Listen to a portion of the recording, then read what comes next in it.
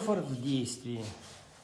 Огня нет, идет сплошной дым. То есть это самое неблагоприятное условие для камина. Но мы, как видим, из-за аэродинамической подвертки задний горячий дым прижимается к задней стенке камина, к спинке, как по-английски. Англичане говорят спина, бэк.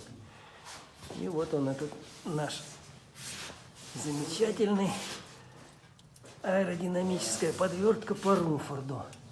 Похожа на переднюю кромку крыла.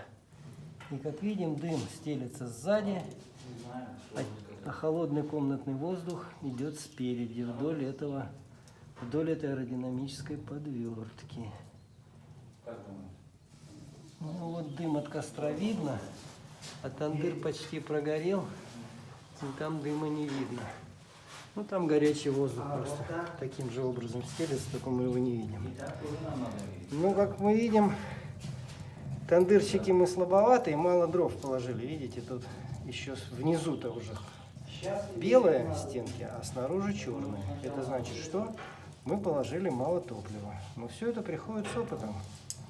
Поэтому обладатели этого камина рано или поздно придут к пониманию, сколько они дров должны положить с первого раза, чтобы тандыр у них прогрелся хорошо и не было этой сажи в верхней части. Хотя на готовку это не мешает, мы же лепешки это делаем. Это нужно, когда делаешь лепешки, чтобы не было сажи. А когда вешаются шампуры на специальный круг, вот такой вот круг сюда ставится,